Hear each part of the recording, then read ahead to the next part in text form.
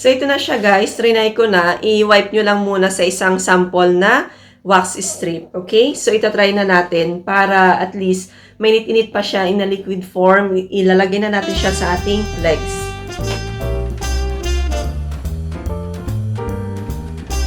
Hello everyone! This is Yasmin and you are watching the Yas Vlogs.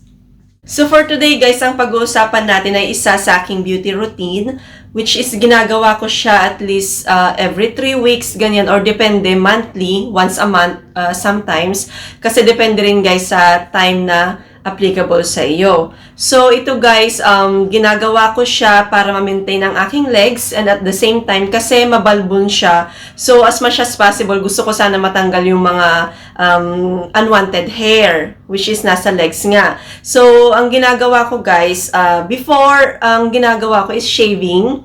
But napansin ko, pag nag-shave ako guys, it's napakabilis na tumubo ng balbon. So, ayoko sanang mangyari yon. So, nag-shift ako sa pag-wax. So, for today guys, ituturo ko sa inyo kung paano nga ba ang how to wax at home. Pero, depende pa rin guys sa inyo kung gusto nyong hair wax, ay oo, sa inyong legs, or gusto nyo pa rin ituloy ang pag-shave or the other way around, depende sa inyo guys.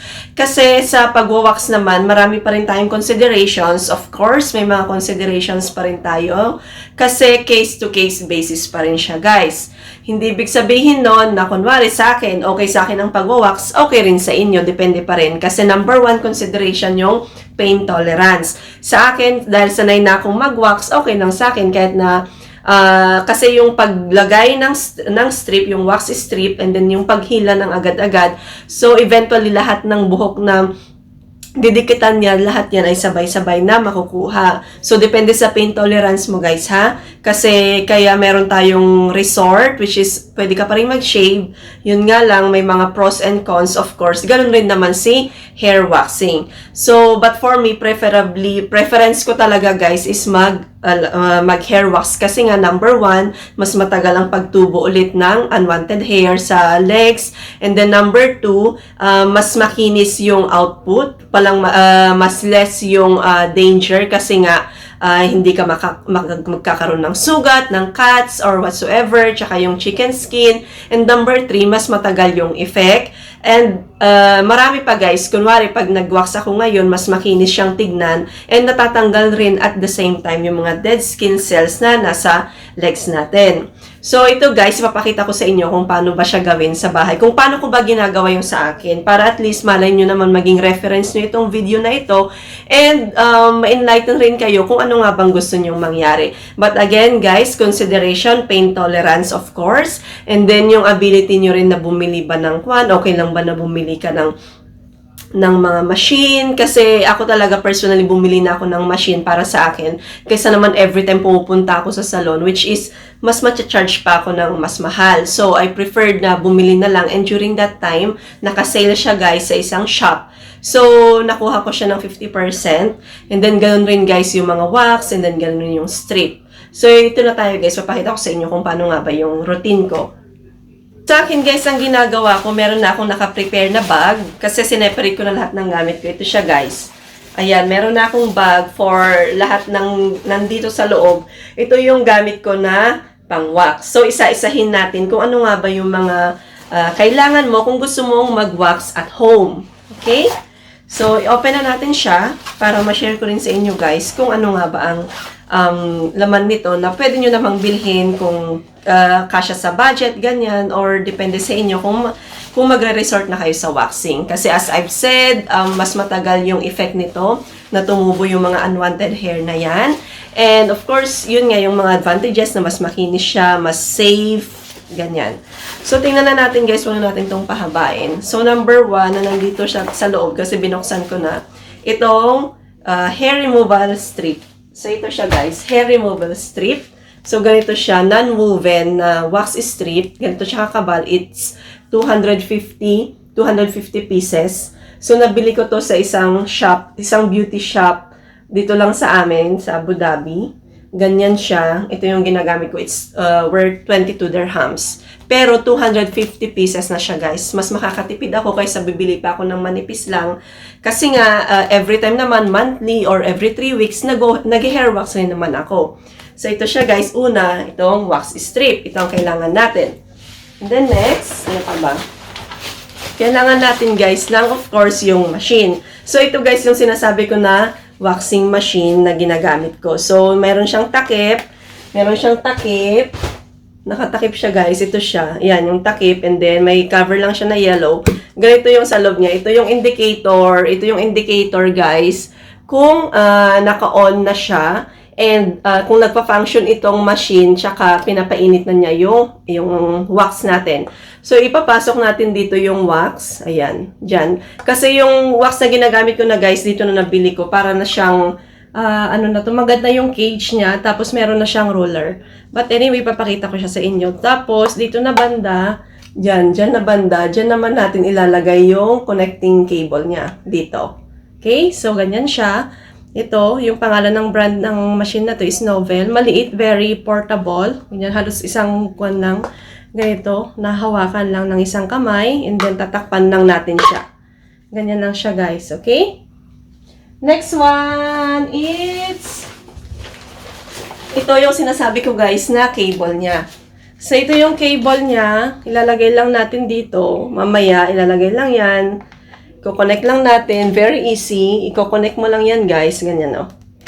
Connect mo lang siya. Ayan. Iko-connect mo lang siya. And then, pag na-connect mo na, ilalagay mo na siya diretso sa may outlet. Kasi, wala na siyang on and off. Once na nilagay mo na to, kinonect mo na to, mag-hit na siya. And, mag-iinit na yung katawan niya para matunaw na yung wax na ilalagay. So, ito na siya, guys. Ito yung sinasabi ko na wax, which is 850 dirhams. Ganito lang siya. Ito na yan. Yun yung ibabala natin sa ating machine.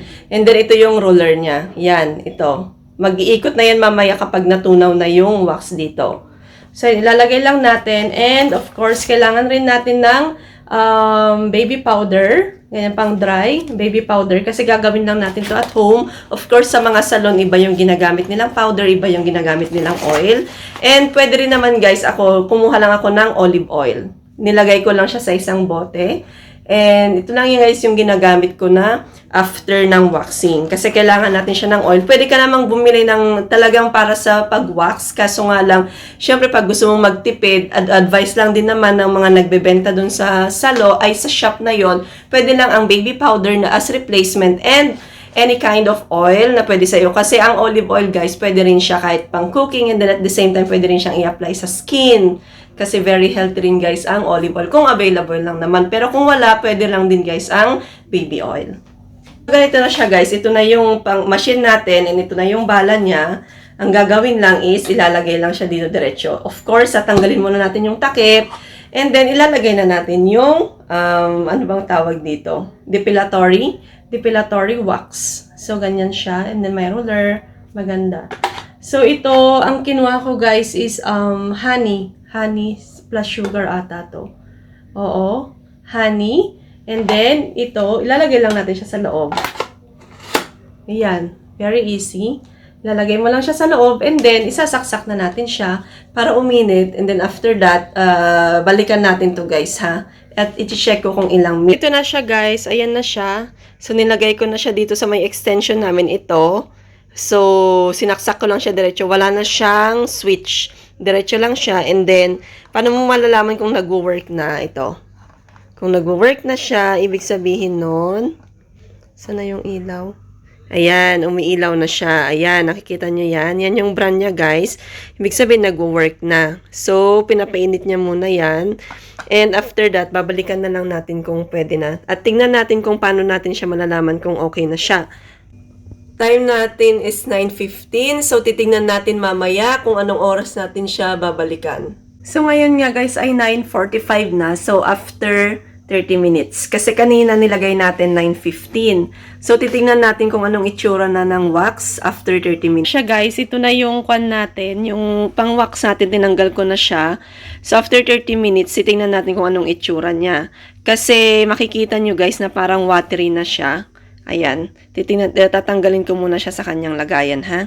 So, ito na siya. Tingnan natin. So, ito na siya, guys. Tinanggal ko na siya. Tinanggal ko na. So, ang itsura niya, after 30 minutes ay para na siyang watery. Tingnan nyo. Gumagalaw-galaw na siya kasi naging watery na siya. And actually, guys, ingat kayo kasi mainit. So, ilalagay lang natin ulit para, ano na to, ma-maintain lang yung heat and then at the same time, para liquid form lang siya. Kasi hindi natin siya may apply guys sa legs kung hindi siya mainit. And at the same time guys ha, yung wire, wag nyo siyang tanggalin. Dapat malapit lang yung sa inyo. Para from time to time, nakasaksak lang siya diretso. Nakasaksak lang siya dito, okay? So, unang gagawin natin, actually, ang unang gagawin, ititest muna natin siya. I-test muna natin ha, tanggalin muna natin kung okay na. I-try muna natin yung roller kung okay na siya. So, ito na siya guys. Trinay ko na. I-wipe nyo lang muna sa isang sample na wax strip. Okay? So, itatry na natin para at least mainit-init pa siya in a liquid form. Ilalagay na natin siya sa ating legs. So, ito guys yung legs. Bali, yung ilalagay muna natin. Ganyan yan. Yung legs mo dyan. Ilalagay muna natin is powder. Lagyan mo muna siya ng powder para mag-dry. At mabilis siyang makuha. So, iganyan mo lang siya. And then, after that, ilalagay mo na yung, ipapahid mo na yung, yung roller niya. I-try mo na siya. Dapat yung stroke niya, guys, is pababa rin. Ganyan. Para opposite siya ng paghila natin ng strip. So, mamaya, ilalagay mo na to. Ito yung sinasabi kong strip, yung wax strip. Yan na siya. Ididikit lang natin. And then, idiin mo lang siya. Tapos, yung paghila guys ha, ihawakan mo yung skin dito, tapos yung paghila pataas at agad-agad, okay? Hindi dahan-dahan para makuha mo yung unwanted hair. So, ganun lang siya. Ayan. Kunin mo lahat ng mga nilagay mo na wax. Ayan. So, yan na guys yung mga nakuha natin na buhok. Yan na siya. So, nalagyan na lang natin ng oil. Ayan, ipapahid natin sa legs. Sa buong legs to guys ha. Itong lower part lang ng leg kong pinapakita ko. Pero pag kayo na mismo, pwede nyo nang i-apply sa buong legs ninyo. Okay? Ayan lang siya guys. Ganyan siya. Tapos, pero bukas niyan guys. Ngayon may mga redness pa na effect. Pero bukas magiging okay na siya. Ito pala guys yung na-consume natin. So, ito lang siya. Ganyan. Take care kayo kasi mainit pa rin ito. So, ito lang yung na-consume natin, guys. Kasi, at dapat, after nyo nang gamitin, tanggalin nyo na siya agad-agad. Kasi, pag tumigas na siya, mahirap na siyang tanggalin mismo dito sa may machine. Sa portable na kwan natin, na hair waxing machine. Kasi, dito nga tayo nagpapainit ng wax.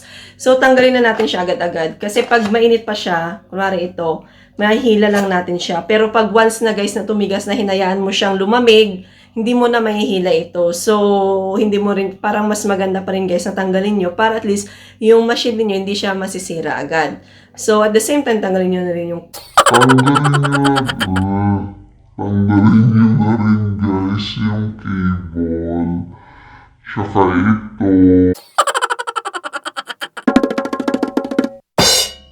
and then ikip mo muna sa gilid. And kung may kasama kang bata sa bahay guys ha, sa taas lang to, dapat hindi naabot kasi nga mainit. So ito lang, and then after that, pwede pa natin gamitin siya ulit sa ating next na pagwawax ng ating legs. So tipid lang talaga siya guys. Mas tipid siya. So see, tingnan nyo. So ito, yung height ko guys is 5'6". So kung mas maliit kayo, kung mas matangkad, depende sa height ninyo. Pero ako guys, personally 5'6". So ito yung nagamit ko. So yan. So magagamit ko pa to siguro mga 3 gamitan pa. So tipid na tipid tayo guys sa kanya. Guys, remind ko lang kayo ha, it's not an easy procedure, lalo na guys kung gagawin nyo itong mag-isa. So kung pwede naman, meron kayong kasama sa bahay or nandyan yung asawa nyo, kung willing sila na gumawa ng hair wax.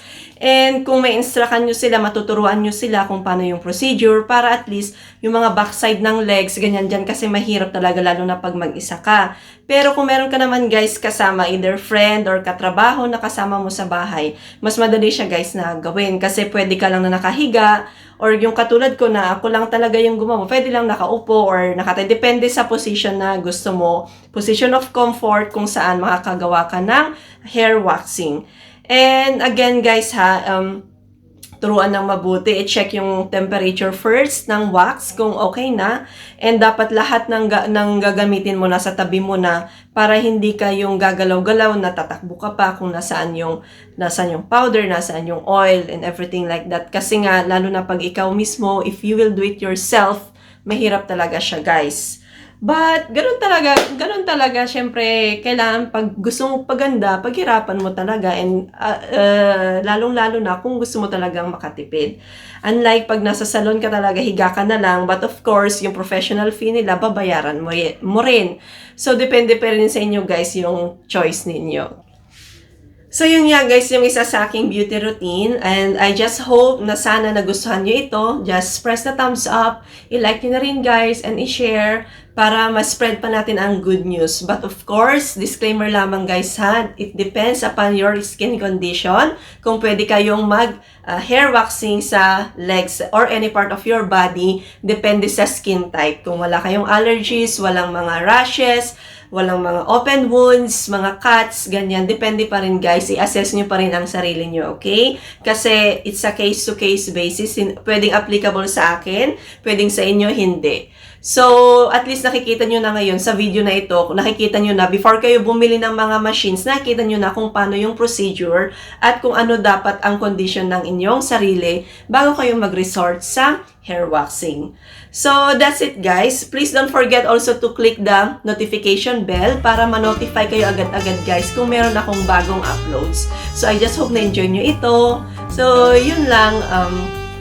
If you like this video, please don't forget to subscribe to my channel for more healthcare tips and health informations. And this is Yasmin again, who always reminds you that a quality work means quality life. Good day everyone. Bye. Good night. See you in my next vlog.